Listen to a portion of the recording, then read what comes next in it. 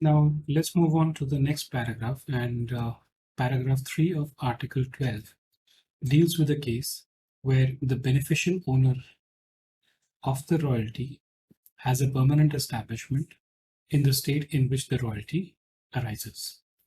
So if there is no PE, then the question is, how does the taxation work? That works as per Article 12, paragraph 1.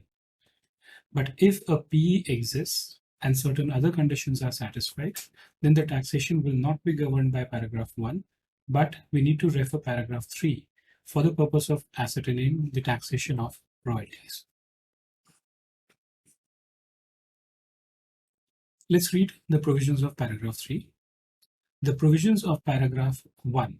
And what does paragraph 1 says? Paragraph 1 says that the taxation of royalty which arise in the state of source and which are paid to the beneficial owner who is a resident of state R shall be taxable only in the state of residence.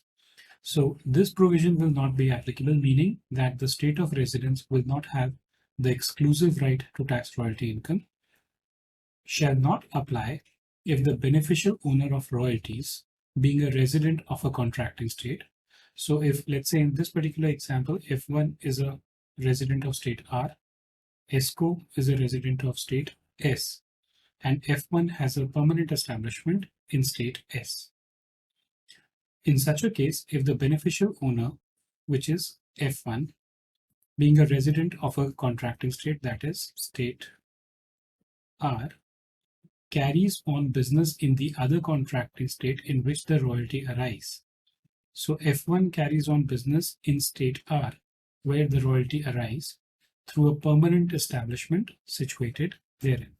So if F1 carries on business in state S through a permanent establishment which is situated in state S, and so one condition is they are carrying on business. If they are not carrying on business, this provision is not applicable even if a PE exists. So first condition is the beneficial owner of royalty, who is a resident of the other contracting state, is carrying on business in the state of source through a permanent establishment. And the second condition is that the right or property in respect of which royalty are paid is effectively connected with such permanent establishment. So let's say, for example, if ESCO pays certain royalty income to the PE in respect of use of certain rights, these rights should be effectively connected to the permanent establishment. Effectively connected would generally apply that the economic ownership of those rights should be with the permanent establishment. And economic ownership would typically mean the ownership of a particular right or an asset for income tax purposes.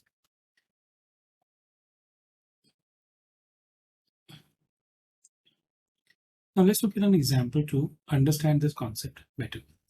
So royalty paid by ESCO.